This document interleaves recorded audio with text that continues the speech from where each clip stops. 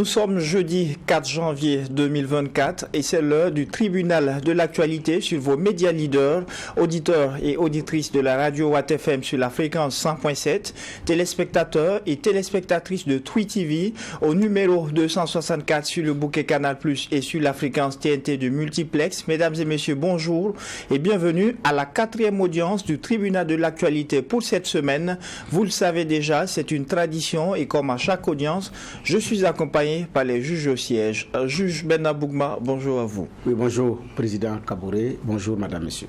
Et vous serez rejoint d'un moment à l'autre par le juge Geoffroy Vaha. Et pour cette 4e convocation, le tribunal de l'actualité auditionne Guy-Olivier Ouedraogo. Il est le secrétaire général de la Confédération syndicale burkinabé CSB. Et avec lui, il sera question de la commémoration du soulèvement populaire du 3 janvier 1966. Bonjour et bienvenue à la barre du tribunal de l'actualité. Bonjour. Et sur ce, je déclare ouverte cette 4e audience du tribunal de l'actualité avec l'étape des avant-propos.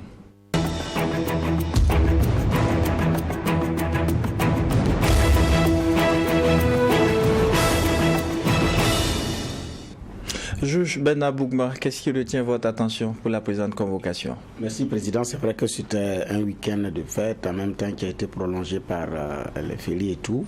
Mais c'est cette actualité au Tchad où le succès Massara a fini par prendre la primature. Nous l'avions reçu ici au tribunal de l'actualité. Il ne faisait pas de la dentelle par rapport à ce qui s'est passé dans son pays. Il avait séjourné hors du Tchad, en tout cas pendant un bon temps, au niveau de Paris, au niveau de la France, avant d'annoncer son retour. Il y en a qui ne croyaient même pas qu'il allait revenir, et quand il est revenu, il a annoncé plus ou moins les couleurs, mais pour certains, il n'allait même pas quand même qu'il n'allait pas franchir, compte tenu du fait de ce que les militants de son parti ont subi. Avec la violence qui s'est abattue sur son parti, des militants qui ont été emprisonnés, il y a eu même des décès dans les manifestations. Et donc, et lui également, il avait sa façon, pour un gouvernement, il disait il faut fusionner tel ministère. Bon, bref, c'est lui, ce jeune-là qui prend la primature au niveau du Tchad, alors qu'il ne cache pas également ses ambitions présidentielles. Comment est-ce que ça va se passer? Comment est-ce que cette collaboration va se faire à l'arrivée? Qu'est-ce qu'il va pouvoir impulser comme dynamique dans cette situation où la famille Déby également naturellement tient à ce trône-là présidentiel? Est-ce qu'il pourra, ou bien c'est juste conduire une transition, espérer un retour à l'ascenseur, et à quel moment, je ne sais pas. Mais quoi qu'il en soit, l'essentiel c'est que leur mission à la tête du Tchad puisse contribuer à ce que les populations puissent vivre dans de meilleures conditions. Je pense que c'est l'essence de la politique qui est là, de la gestion de la cité. Voilà, donc d'un point de vue, c'est ce que j'avais comme avant-propos ce matin. Alors, juge Favara, bonjour et bienvenue. Merci, bonjour Président, bonjour auditeurs et téléspectateurs. Mon avant-propos, il va être dans la même ligne de celui de Bernard Bougma, parce qu'il y a beaucoup de questionnements. Quand on voit les postures de l'homme, on l'avait reçu ici au tribunal, et il était assez tranché et tranchant sur les régimes des débits. Et aujourd'hui, pour beaucoup de Tchadiens, c'est vraiment une surprise. Mais je rejoins ce que Bernard dit, c'est vraiment la question de la politique, la gestion de la cité, qui est de l'intérêt de tout le monde, quelquefois celui de certains calculs, et puis aussi de posture au regard de réalité. Mais entre-temps, il y en a qui ont appelé aussi à ce que des jeunes Tchadiens sortent, et ils ont été des centaines à être tués. Et ça, c'est quelque chose qui reste dans la mémoire vive, au moins celle récente. Et il y en a beaucoup qui sont encore en prison. Même quand il est rentré en novembre, c'est juste un peu après, je pense quelques semaines, que l'amnistie générale a été décidée pour tout civil ou militaire qui était concerné par ce drame-là, dit le Jeudi Noir. Donc c'est quelque chose qui reste vraiment dans la mémoire et qui fait que beaucoup ne comprennent pas l'attelage nouveau entre Déby, fils qu'il a critiqué, et lui-même. Mais bon, qu'est-ce que vous voulez? Comme disait Bernard, c'est la politique. Mais je pense qu'il y a beaucoup aussi qui doivent savoir regarder et tirer les leçons. Et ça, c'est important. La commémoration de l'anniversaire du soulèvement populaire du 3 janvier 1966, voici le sujet retenu pour cette audience du tribunal de l'actualité avec Guy-Olivier Ouedraogo comme convoqué.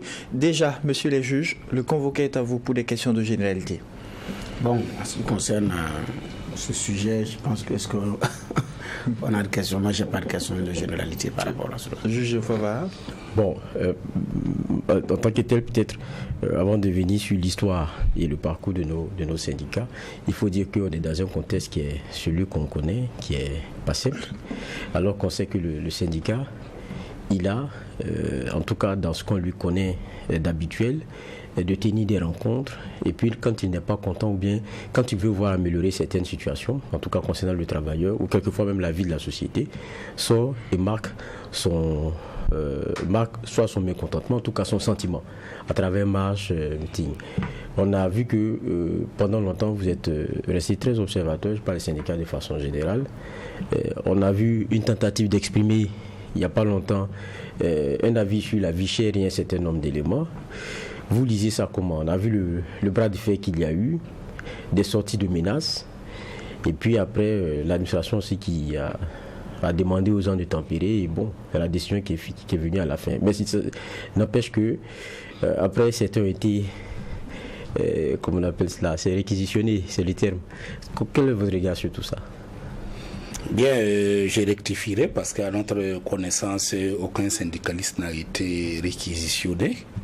Bon, ça a été peut-être des bruits de couloir, mais nous n'avons pas connaissance de syndicaliste qui a été réquisitionné, sinon nous allons réagir. Il faut se dire que depuis l'avènement du MPSR 1, et vu la situation de notre pays, le mouvement syndical a adopté un comportement pour favoriser la reconquête de notre nation. Et face à cela, bon, je pense que certains pensent que nous nous sommes un peu tiédis, nous n'agissons plus, ce qui n'est pas vrai, parce que nous arrivons à exprimer nos opinions. Suivez toutes les déclarations que nous faisons aux différentes étapes d'évolution de notre nation, pour savoir effectivement que le mouvement syndical vit.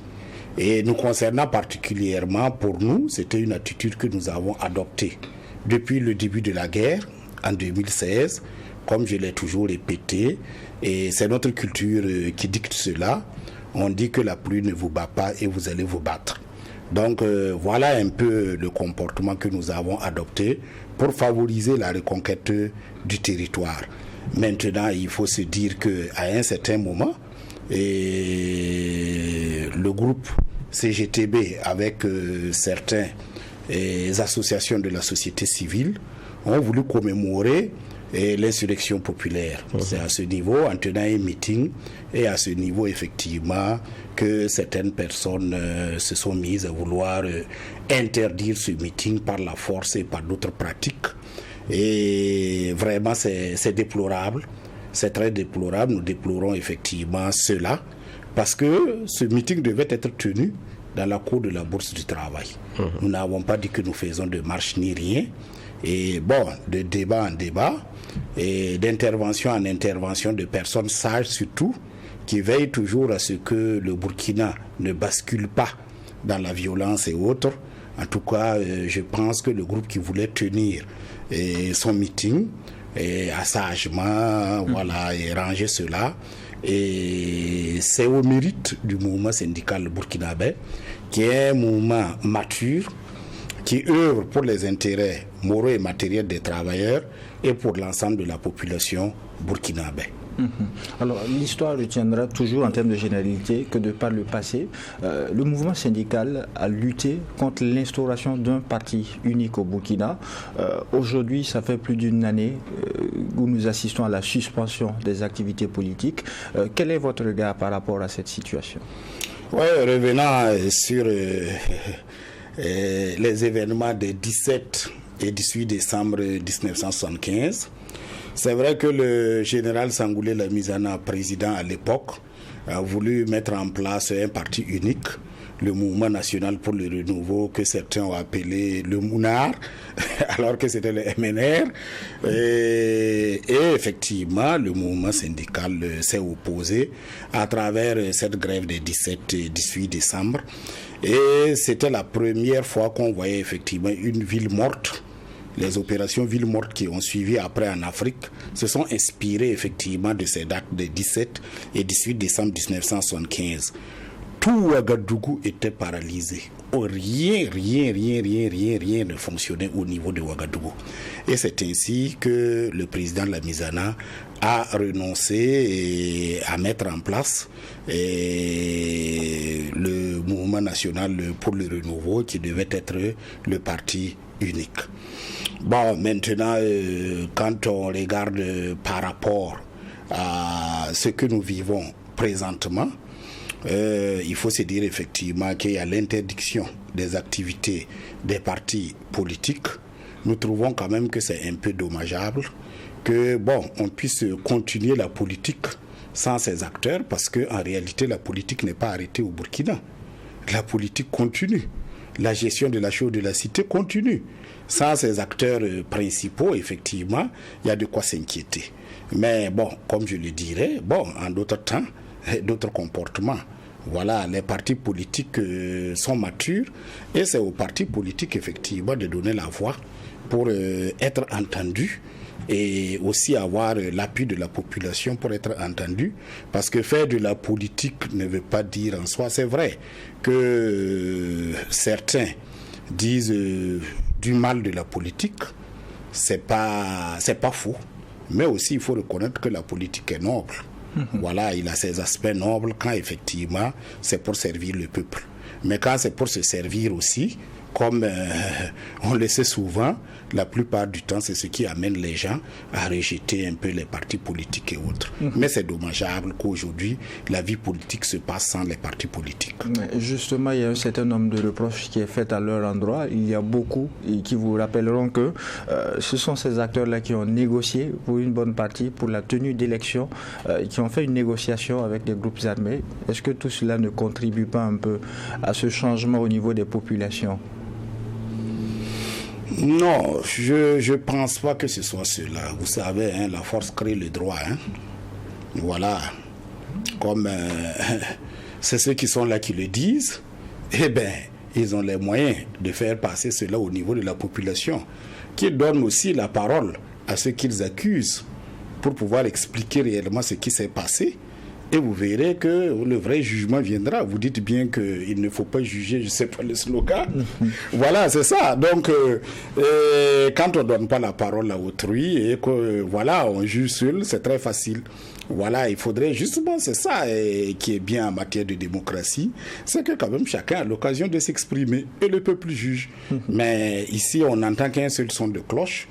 C'est difficile pour moi, pratiquement, je ne juge jamais sur un seul son de cloche. D'accord, juge Bougma.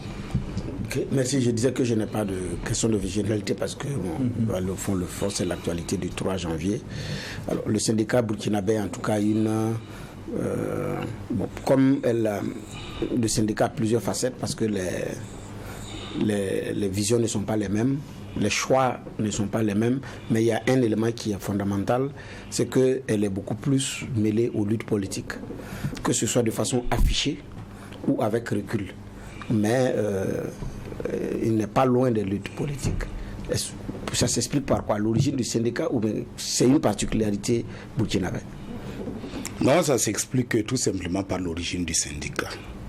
En réalité, le syndicat à sa naissance était un regroupement d'associations mutualistes qui pratiquaient l'entraide entre eux, eu égard aux difficiles conditions dans lesquelles vivaient les ouvriers au XVIIIe, XIXe et même au début du XXe siècle.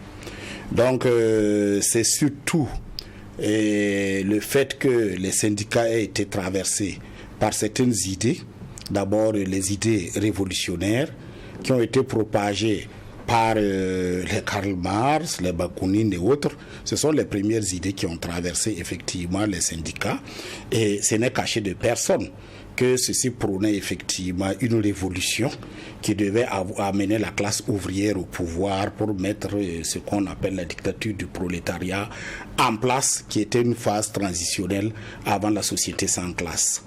Donc cette idée a beaucoup traversé les syndicats. Et la deuxième idée qui a traversé les syndicats, plus ou moins c'est la deuxième idéologie, si on veut le dire, c'est la chrétienté. Parce qu'à l'époque, eu égard au fait que les communistes rejetaient l'idée de Dieu, il y a un pape, j'oublie son nom, qui effectivement a amené les travailleurs qui étaient chrétiens à quitter les syndicats révolutionnaires pour s'organiser selon la doctrine et la foi chrétienne. Donc cela aussi a traversé les syndicats, et en dernière position, il faut se dire que des idées telles que le libéralisme, la social-démocratie et autres ont traversé les syndicats. Donc tout cela a amené les syndicats effectivement à ne pas être si neutres que ça, il faut le dire. Un syndicat qui se respecte a un projet de société dans lequel il veut voir vivre ses militants. Ça, c'est connu. Donc, et aussi, on peut faire une autre analyse, à savoir que les syndicats interviennent dans le domaine social. Le politique aussi intervient dans le domaine social. Donc, de l'intersection des deux, vous savez très bien qu'il y a des moments, effectivement, que des prises de position se font, et c'est des prises de position politiques. D'accord. Au niveau de la sous-région ouest africaine, surtout francophone, les syndicats burkinabés font partie de ceux qui mènent les luttes qui sont très dures, parfois sur de longue durée. Est-ce qu'il y a une explication particulière à cela? Oui, il peut y avoir, je peux faire une esquisse d'explication. Il faut d'abord savoir que le syndicalisme burkinabé a été pluriel dès sa naissance. Ce n'est pas un syndicalisme, nous n'avons pas connu, comme dans certains pays, parti unique, syndicat unique. Ça s'est passé au Sénégal, en Côte d'Ivoire, au Togo, entre autres. Beaucoup de pays ont eu cela. Et les syndicats, effectivement, dans ces pays, ont plus à un certain moment accompagné et les gouvernements qui étaient en place. On parlait de participation responsable. Cela avait été impulsé par l'organisation de l'unité syndicale qui a été créée en 1973 à Addis Abeba par pratiquement les chefs de l'État et qui siégeaient à une réunion de l'OUA en son temps. Donc à ce niveau, effectivement, ces syndicats ont mené moins de luttes que nous à notre niveau. Mais il faut reconnaître que les syndicats africains, leur histoire n'est pas autant liée à l'histoire du travail. C'est lié à la lutte pour l'indépendance, c'est lié à l'influence des syndicats de la métropole et c'est lié aussi au mouvement estudiantin et qui effectivement formait les intellectuels qui venaient dans leurs différents pays.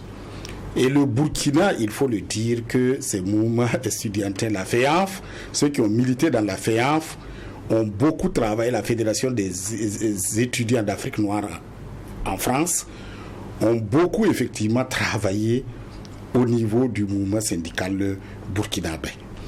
Et il faut le reconnaître, ils étaient d'obédience révolutionnaire, communistes et autres. Et les luttes se sont durcies parce qu'effectivement, quelque part, il faut le reconnaître, il y avait un projet de société qu'ils voulaient voir dans ce pays qui n'était pas la société dans laquelle nous conduisaient les différents régimes. Donc voilà pourquoi les luttes se sont beaucoup exacerbées au niveau du Burkina Faso. Juge Favara. Je vois que vous faites dans la dynamique des mouvements syndicaux, vous faites la différence à l'intérieur, cette stratification. Vous avez parlé de la dictature du prolétariat.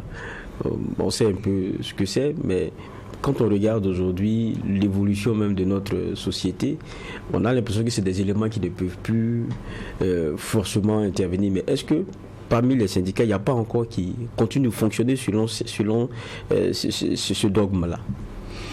Bon,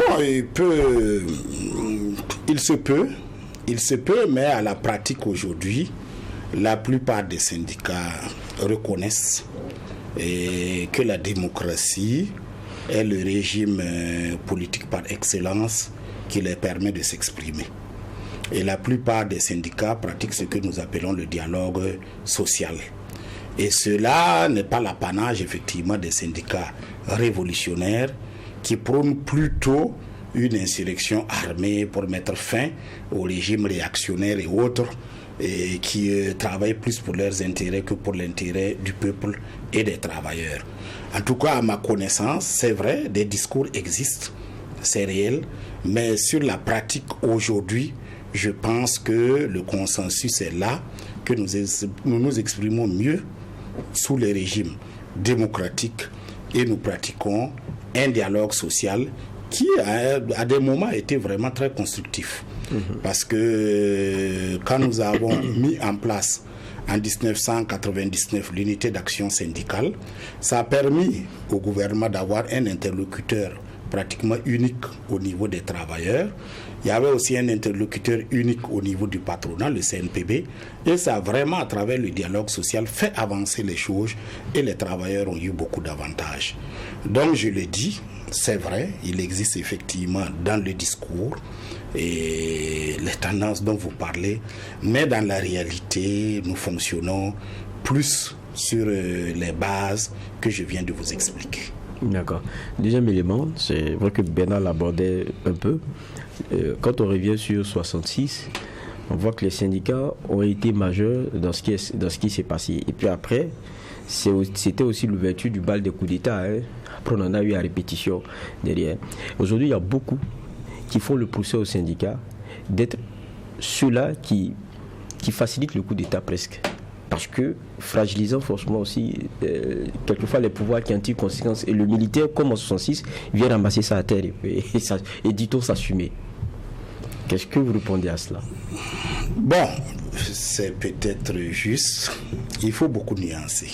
D'accord. Vous savez que, en réalité, en 66, ce qui s'est passé, les syndicats étaient à l'avant du soulèvement populaire, mais honnêtement, la plupart du temps, dans un soulèvement populaire, quand vous le faites, il n'y a pas ce qu'on appelle un organe d'avant-garde pour assumer le pouvoir quand il sera conquis.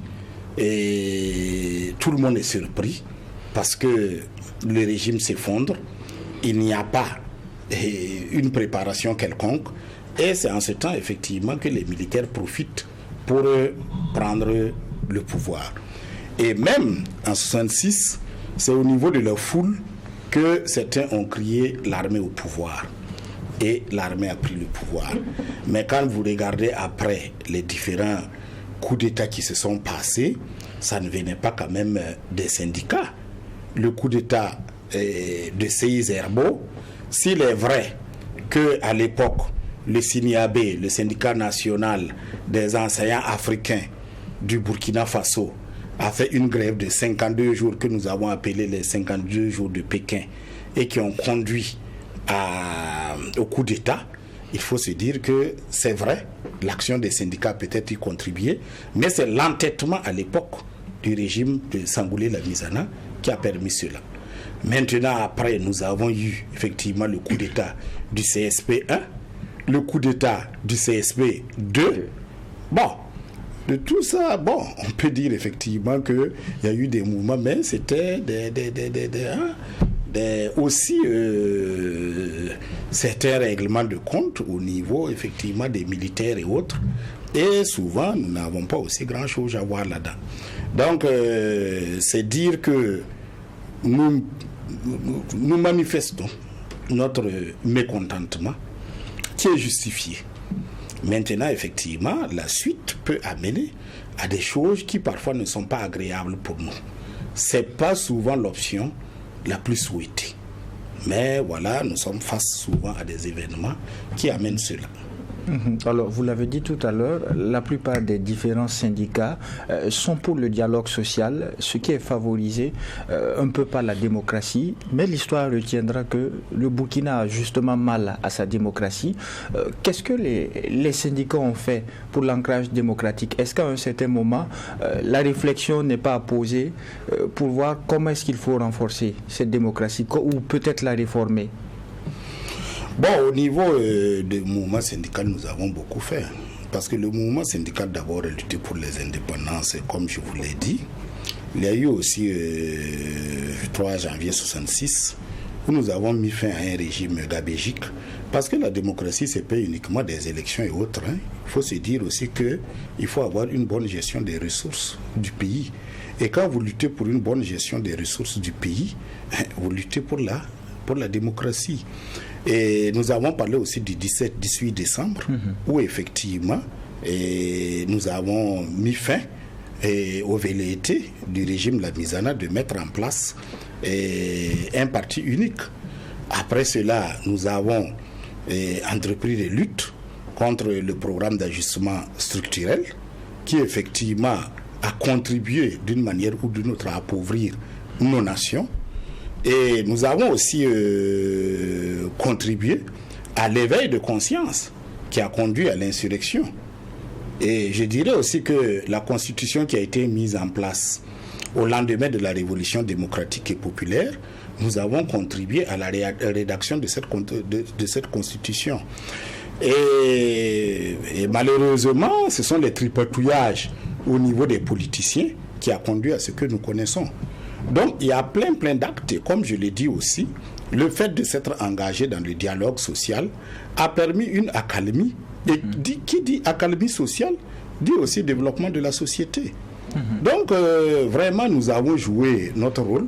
Maintenant, quant à la question de savoir que la démocratie ne fonctionne pas au Burkina et qu'il faut la réformer, bon, moi, je le mettrais sur le plan en réalité et des pays francophones en général. J'entends des gens me dire non, la démocratie, c'est pas pour l'Afrique, tout autre. Je les déballe, mais depuis que la démocratie est de retour, les anglophones n'ont aucun problème, c'est les francophones. Et chacun le constate. Et pourquoi cela?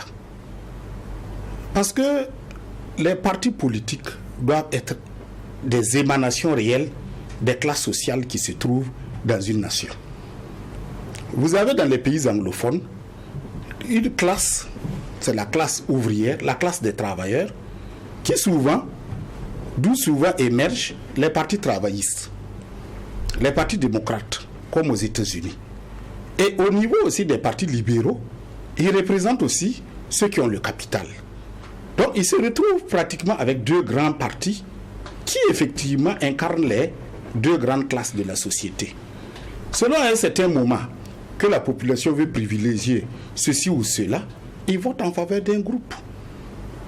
Quand les Américains ont voté pour Barack Obama, ils ont eu le Obamacare.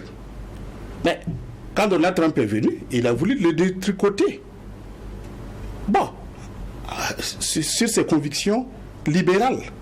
Bon, il n'a pas pu le faire parce que même ceux qui le suivaient ne voulaient pas aller dans ce sens. Et aujourd'hui, les démocrates sont revenus, l'ont consolidé. Bon, chez nous, les partis politiques se créent sur quelle base? C'est ça. C'est sur quelle base? Et ça, c'est une réalité dans tous les pays francophones. Des bases déplorables. Souvent régionalistes, tribalistes, ceci, cela, amitistes, si on peut parler d'amitié, copinisme, si on peut parler de copains. Bon, bref. Donc, on tente de ratisser large, d'avoir tout le monde avec soi pour pouvoir peut-être être aux affaires et profiter des privilèges que cela confère. Donc, ça, c'est pas ce que nous proposons. Ça, c'est une réalité qu'il faut voir.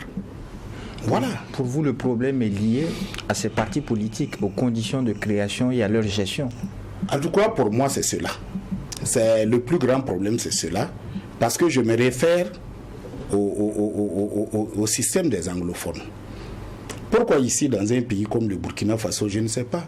On était à presque une centaine ou plus de partis politiques. Comment vous pouvez comprendre cela? Mais à côté, qu'en est-il des organisations de la société civile aussi qui ont un rôle dans l'ancrage démocratique? Bien sûr, ça c'est une autre approche qui s'est passée. Et selon la pensée de Proudhon. Parce qu'il y a dans la démocratie, il y a la démocratie représentative et il y a la démocratie participative. Il y a un philosophe français, Proudhon, qui était partisan effectivement de cette démocratie participative, qui voulait effectivement que les populations s'organisent à la base. Est-ce que vous voyez, selon effectivement ce qu'il faisait pour pouvoir influer sur le sommet. Donc c'est de là qu'est venue l'idée des organisations de la société civile qui doivent être fortes. Et cette idée a été revisitée après la chute du mur de Berlin, où les libéraux qui ont travaillé à ça ne voulaient pas voir les mouvements syndicaux émerger et être vraiment les interlocuteurs des gouvernements, et ils ont commencé à favoriser et les associations de la société civile au niveau de nos nations. Avant 90, avant la chute du mur de Berlin, en 89, je vais dire, dites-moi, il y avait combien d'associations de la société civile au Burkina Faso? Je vous défie de le dire. Il n'y en avait presque pas. Et cela a été favorisé par une pensée qui veut que la démocratie participative soit aux côtés de la démocratie représentative. Bon, je ne connais pas bien le milieu des associations, mais ce que je sais aujourd'hui, en écoutant l'ancien secrétaire général de l'ONU, Boutros Ghali, il avait bien dit en son temps que la démocratie représentative n'allait pas pouvoir répondre aux attentes des populations dans les années à venir et qu'il fallait mettre à côté d'eux une démocratie participative animée par la société civile. Et je pense aujourd'hui que c'est là où on s'achemine. Vous voyez bien qu'on vient de faire une chambre des communautés et autres. Je ne sais pas si c'est bien cela. Mais en tout cas, ce qui est sûr et certain, la société civile aura sa place à côté, effectivement, des représentants du peuple. On aura une chambre des élus et une chambre des représentants. Juge Bernard Bougma. D'accord, merci. Bon, j'ai un commentaire avant de poser ma question. C'est par rapport à l'action parfois des syndicats dans les coups d'État. Il y a des moments où les syndicats ont joué un rôle souterrain. Ça fait partie aussi de l'histoire du Burkina. Mais il y a des moments où vraiment ils n'ont pas grand-chose à voir. Si je prends l'affaire en demi-bain et ses camarades, je ne pense pas que l'univers syndical burkinabé y a été pour quelque chose. Et si on prend, comment on appelle ça, l'époque révolutionnaire, bon, beaucoup de mouvements de façon souterraine se sont opérés. Ça aussi, ce sont les faits de l'histoire. Donc, c'est un commentaire que je fais avant effectivement de poser ma question. Effectivement, il y a au niveau, c'est l'espace francophone, et ça, il faut qu'on ait le courage de le dire. Depuis qu'on est revenu à une vie démocratique normale, au niveau des États, voilà, par moment, le Ghana, celui qui gagne, la différence dépasse à peine 1%, mais ça passe. On a vu le bel exemple du Libéria tout de suite. Si c'était dans un pays francophone, c'était pas évident. Donc, ce n'est pas la démocratie qui a un problème. Je pense que ce sont les francophones qui ont mené un problème avec la démocratie. Il y a tout de même des exemples au niveau francophone qui s'en sortent, comme le Sénégal. Oui, mais avec le Sénégal, vous avez oublié le récent développement. C'est pas quelqu'un jusqu'à présent qui peine à déposer sa candidature dans la règle de l'art. Mais non, attendez, le Sénégal n'est pas en train de devenir un bon exemple. Hein. Non. Et même là, les présidents sénégalais, vous reprenez l'histoire, les présidents sénégalais ne sont pas partis de lui-même. Non, d'eux-mêmes. Senghor était obligé de plier, Abdou Diouf était obligé de se plier, sinon s'ils avaient le choix, ils ne bougeaient pas. C'est quand ils ont vu que c'était compliqué. Il faut réinterroger leur histoire aussi. Ils ne voulaient même pas partir. Hein. Ça, c'est des faits. Mais maintenant, ma question, c'est je ne pense pas qu'on fasse assez en termes d'éducation même à la démocratie des populations, pour que les populations puissent comprendre les enjeux. Je pense qu'on fait moins. Est-ce que là, c'est vrai, on ne peut pas trop reprocher ça aux militants, aux syndicats, mais c'est aussi de leur responsabilité de faire comprendre ça. Parce que ceux qui s'en prennent aussi à la démocratie sont aussi des militants syndicaux. Voilà. Est-ce qu'on fait suffisamment en termes de formation sur la chose démocratique? Je ne parle pas de formation politique, idéologique des camps. Non, vous avez parfaitement raison. Le problème en Afrique francophone, il n'y a pas un travail au niveau de la culture démocratique, ça n'existe pas. Les pays anglophones, comme je l'ai dit, leur syndicalisme est totalement différent de nous, parce qu'eux, ils avaient un syndicalisme sociétaire qui leur permettait dès le début d'avoir des travailleurs au niveau des syndicats qui avaient un certain niveau d'éducation, qui ont travaillé beaucoup à éduquer le reste des militants. Et c'est justement de ces syndicats qu'est né les partis travaillistes et autres. Donc la culture démocratique est partie effectivement des syndicats dans ces pays. Bon, chez nous, ça n'existe pas. Nous avons fait un syndicalisme communautaire, c'est-à-dire c'est le plus grand nombre, c'est le rapport de force qui peut nous amener à obtenir ce que nous voulons. Donc c'est vrai que la culture démocratique n'était pas à l'ordre du jour de l'éducation syndicale. Mais on peut faire un parallèle entre l'esprit syndical et la démocratie. Vous savez que l'esprit syndical se base avant tout sur l'unité, ce dont a besoin nos nations. Donc, nous éduquons nos militants à être vraiment unis. C'est très important. Une nation divisée ou un syndicat divisé ne peut pas obtenir quoi que ce soit. Nous avons aussi une autre valeur qui est la solidarité, qui est une des valeurs les plus importantes, surtout pour nos nations aujourd'hui. Un des gros problèmes est que nous ne sommes pas solidaires, il faut le dire. La solidarité doit naître dans nos nations. La solidarité transversale et la solidarité verticale, ça doit naître dans nos nations. C'est extrêmement important. Si aujourd'hui, moi je gagne, je dois contribuer pour que celui qui a moins que moi puisse quand même avoir le minimum. C'est extrêmement important. Et les syndicats ont cette éducation à la solidarité. Il y a l'indépendance. Ne pas laisser qui que ce soit influer sur le syndicat, sauf ses militants.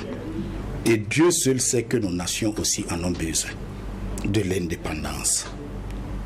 Donc, ces trois valeurs, plus la quatrième, qui est la démocratie. Le libre choix par les militants de leurs dirigeants syndicaux. C'est tout cela qui fait la force des syndicats et que nous appelons l'esprit syndical. Quand vous regardez effectivement, c'est ce aussi dont a besoin une nation pour pouvoir avancer. C'est dire, comme le disait le juge Bougouma, si je peux me le permettre, si les syndicats, sur les valeurs dont ils sont organisés, les valeurs sur lesquelles ils sont organisés, si effectivement ils travaillent à partager ces valeurs avec l'ensemble des travailleurs et du peuple, nous aurons réellement des sociétés démocratiques.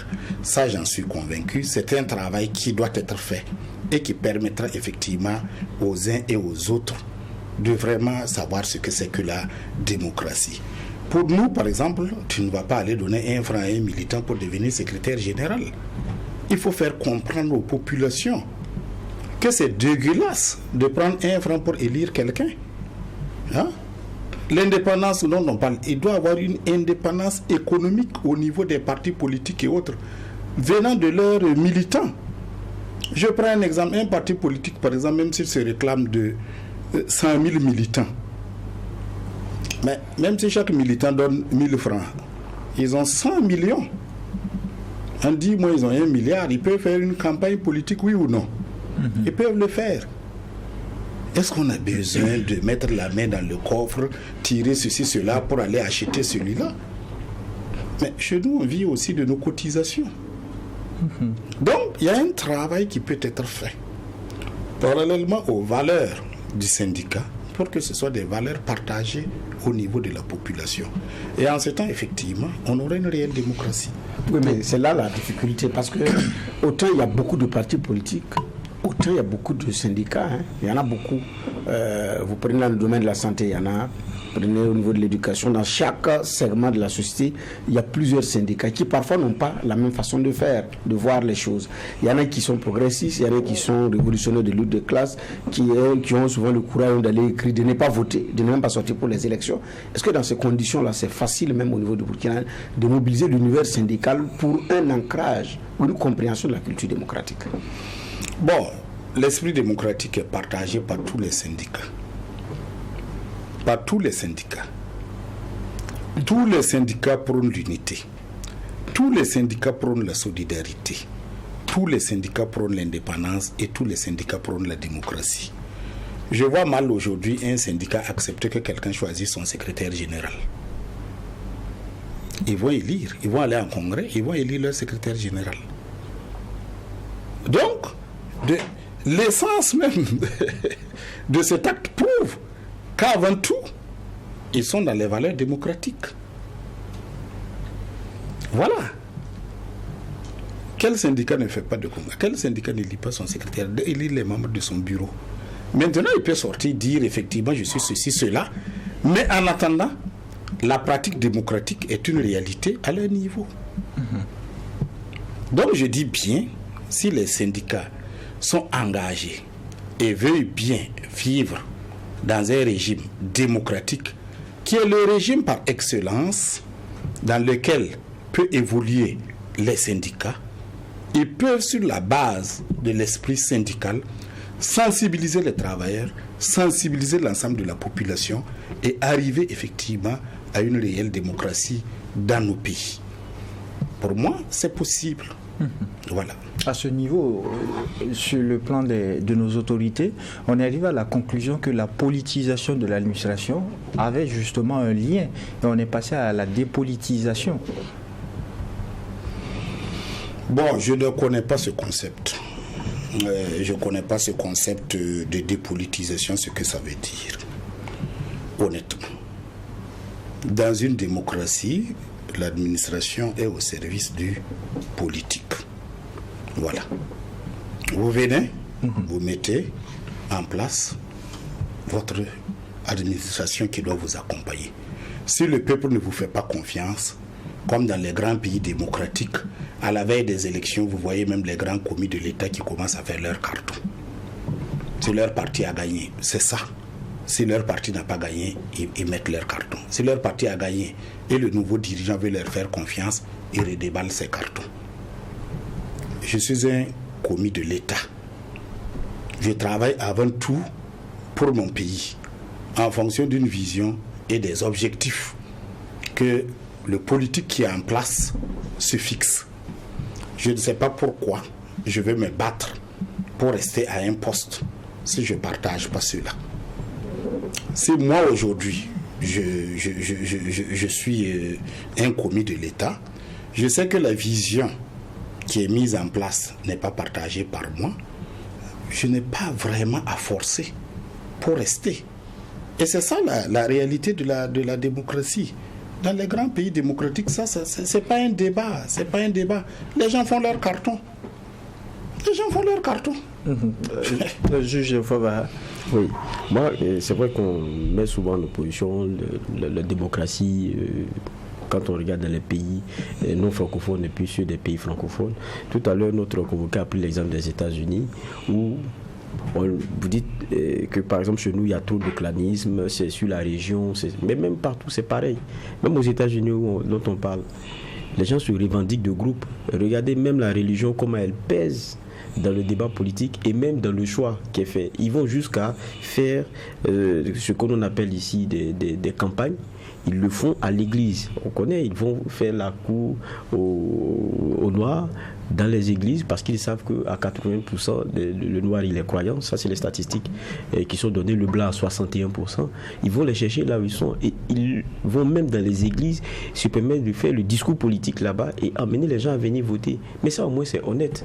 Et même celui qui candidate, il revendique d'où il vient pour avoir le suffrage de ces personnes qui peuvent avoir la même histoire que lui, qui peut être qui peuvent se reconnaître en lui. Mais chez nous, on va faire comme si c'était des candidats hors sol. Pour rappeler comment dire cela. Quand quelqu'un dit qu'il vient de quelque part, on n'est tellement pas honnête qu'on dit que ça c'est devenu un problème. Mais ça aussi il faut faire attention. Il y a des discours qui peuvent être très vicieux. C'est pas de ça que je parle. Mais j'ai dit l'appartenance à un groupe religieux ou ailleurs, c'est des choses qui sont assumées. Chez nous, si vous le faites, c'est aussi un problème. Ça, c'est une réalité. Et puis la démocratie, c'est quoi à la fin? C'est permettre au peuple de choisir. Le problème chez nous, c'est que ce n'est pas ça. Tous ceux qui candidatent ont d'abord pour ambition de faire que coûte ils gagnent. Maintenant, coûte que coûte là, on va mettre les moyens qu'il faut, on va faire ce qu'il faut, même si c'est le croc en jambe. On a pris l'exemple du Sénégal tout à l'heure, vous avez dit, bon, là-bas au moins ça. Mais regardez les élections au Sénégal. C'est-à-dire que quand on ferme les bureaux de vote là, regardez comment il y a la rigueur dans le processus après. Même les radios en réseau commencent à vous donner les chiffres. C'est tellement difficile, c'est-à-dire que la marge de manœuvre devient très difficile pour éviter que l'expression du peuple là soit tronquée après. Chez nous, on peut même se permettre de laisser tout le monde candidater parce qu'on sait comment on va faire le truc là après. C'est ça qui est la vérité. Si on empêche la claire expression de ceux qui vont voter, ça ne peut pas être de la démocratie. Et le cas du Sénégal, c'est un cas qui marche parce qu'ils ont une bonne culture démocratique. Les gens ont été éduqués à ça. Sur un corps électoral de plus de 6,6 millions, regardez les chiffres, le taux de participation, ils sont à plus de 4,4 millions. Nous, 5,9 millions, c'est à peine 2,9 millions qui sont votés, 50%. Qu'est-ce que vous voulez? C'est-à-dire ceux qui ont décidé d'aller, ceux qui ont dit on va aller décider là, il y a la moitié qui reste à la maison. Mais comprenez que cette moitié-là, après quand elle regarde, ça ne va pas, elle sait que ce n'est plus par les unes qu'elle peut aller s'exprimer, mais elle trouve d'autres moyens. C'est ça notre réalité. Bon, moi, c'est pas seulement de dire non, c'est dans les pays francophones, comme on fait un lien peut-être avec la France, parce que bon, on a toujours tout gardé, mais nous, comme on s'est approprié le modèle, qu'on a décidé que c'est comme ça qu'on va faire. Maintenant, il y a aussi le dernier truc, le faux débat de la démocratie. Tous ceux qui sont là en train de dire, même disent que non, ils tiennent leur légitimité là du peuple. Quand vous finissez de dire cela, c'est qu'est-ce que vous mettez en avant? C'est ça la réalité. On veut une chose et son contraire, pour moi, en même temps. Et pour moi, ça, c'est vraiment un peu dommage. Non, j'ajouterai aussi quelque chose. Personnellement, il faut réformer notre démocratie parce que, comme il vient de le dire, nous imitons tout de la France. Mais aujourd'hui, effectivement, élire un président pour que le président nomme un premier ministre, pour moi personnellement, je trouve que ça doit être dépassé. Le peuple t'a fait confiance, tu gères, voilà, et tu rends compte. Pourquoi un tampon? Ça encore, ce sont des choses qui ne vont pas avec le monde actuel. Voilà. Ce qui fait que le président, il est là dans sa tour d'ivoire. Bon, le premier ministre est là. Quand ça ne va pas, on change le premier ministre. Et puis on est dans sa tour. Qu'est-ce que c'est que ça? On se tient loin du peuple. Vous voyez, dans les grandes démocraties anglo-saxonnes, les dirigeants parlent tout le temps au peuple. C'est tous les sujets. Vous voyez votre dirigeant, vous voyez celui que vous avez élu en première ligne, au front. Mais non, dans la démocratie francophone, non, il faut être... Est-ce que cela peut aller avec des populations qui sont jeunes, qui souvent veulent entendre leurs dirigeants, veulent de l'action, veulent de la réponse? Voilà. Dans les pays francophones, c'est... Bon, avec les réalités qu'on a aujourd'hui, pour moi, s'il y a aussi une réforme à faire, il faut vraiment, voilà. On n'a plus besoin d'un premier ministre ni rien. Le président n'a qu'à s'assumer. Il a été élu par le peuple, il n'a qu'à s'assumer. Réaction par rapport à la proposition? Oui, mais puisque ici, le président, sur le plan de l'exercice de ses fonctions, il n'est politiquement responsable de rien.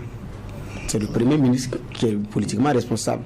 Et quand ça ne marche pas, c'est lui qu'on saute. On change de gouvernement ou on change de premier ministre. Donc le président, qui est venu voir les gens avec un programme, il dit voilà mon programme pour 5 ans. Il est élu, on prend un premier ministre qui doit aller devant les députés, délivrer un discours de politique générale pour qu'on dise oui, ça va être bien, on adopte, et puis on doit le juger sur ses résultats. Mais celui qui est venu dire qu'il va faire ça là, bon, on dit que le premier ministre vient décliner, c'est que le chef de l'État va écouter, c'est trop lourd. Il y a à trouver une formule qui fasse qu'on soit plus efficace. Ça, il y a des réformes à mettre effectivement à l'intérieur. On s'est inspiré d'un modèle ancien de la France où le président se voulait tout puissant quelque part, il ne rend compte à personne. Le premier ministre est là, si ça ne va pas, lui vient regarder et puis il répare. Mais ça c'est dépassé. Ça répondait à des besoins du moment. Je pense que c'est Charles de Gaulle. Mais est-ce qu'aujourd'hui, c'est en phase avec notre situation? J'ai dit non. Parce que sur la question, par exemple, souvent il y a des dissonances entre le chef de l'État et son premier ministre. Regardez notre situation par rapport à déposer les armes. Le chef de l'État a dit venez déposer les armes avant qu'il ne soit trop tard. Le premier ministre a dit ils n'ont qu'à faire ce qu'il veut. D'ailleurs, on leur a pas d'aller prendre les armes. Ils n'ont qu'à se débrouiller comme ils veulent. C'est la même question. C'est important. Regardez, vous suivez bien les deux réponses. Finalement, il dépose et puis ça va bien se passer, ou bien il vient déposer puis on le fouette. Quand vous regardez les deux hommes dans le discours, finalement, ceux qui veulent déposer les armes se fient au discours de qui? Mais pourquoi? Parce qu'on a déculpé, on a divisé le pouvoir en deux. est-ce que réellement ça sied dans notre contexte? C'est la question que je me pose. Parce qu'au début de ces mouvements de coup d'État pour résoudre un problème, vous ne pouvez pas venir pour une situation particulière et avec les anciennes formules pour régler la situation particulière. C'est pas possible. Ça ne marche pas. Ça ne peut pas marcher. Ça n'est pas, c'est pas que on ne souhaite pas que ça marche. C'est logique que ça ne marche pas parce que ça ne répond pas à la donne actuelle. D'accord. Alors, nous sommes pratiquement au thème de l'audience, tout au plus 2 minutes. Quelles sont les perspectives pour le mouvement syndical en général et la Confédération syndicale burkinabé pour 2024? Bon, pour le mouvement syndical le burkinabé, je pense que la conférence le panel que nous avons organisé hier a sorti de grands axes. Nous sommes préoccupés par la situation sécuritaire, tout ce que nous pouvons faire pour contribuer positivement à ce que le Burkina sorte de cette situation, nous le ferons. Nous sommes conscients que effectivement les régimes démocratiques sont les régimes qui permettent effectivement l'expression des syndicats. Et nous sommes conscients que nous devons effectivement travailler à améliorer les conditions de vie des travailleurs, burkinabés. Pour ce qui est de la Confédération syndicale burkinabé, nous sommes sur la promotion du travail décent, qui suppose que nous avons des axes, 4 grands axes, qui est la création des emplois et les droits des travailleurs que nous devons défendre. Nous avons la protection sociale qui veut qu'effectivement chaque Burkinabé, s'il naît jusqu'à sa mort, qu'il puisse être accompagné par l'État. Et en dernière position, nous avons le dialogue social. Donc nous travaillons effectivement à promouvoir ces 4 axes à travers nos différentes actions et nous allons les poursuivre en 2024. Point final pour cette 4e audience du tribunal de l'actualité qui a revisité l'histoire du Burkina à travers la commémoration du soulèvement populaire du 3 janvier 1966 et avec comme convoqué Guy-Olivier Ouedraogo, secrétaire général de la Confédération syndicale burkinabé. Merci d'avoir répondu à la convocation. Merci. Merci juge Bernard Bougma pour les angles de regard et d'analyse. Merci juge Ofabara pour les clés de lecture. Merci à vous téléspectateurs et auditeurs ici au tribunal de l'actualité. La rigueur d'une justice équitable s'applique sur tous les sujets enrôlés. Au revoir et à demain pour une autre convocation.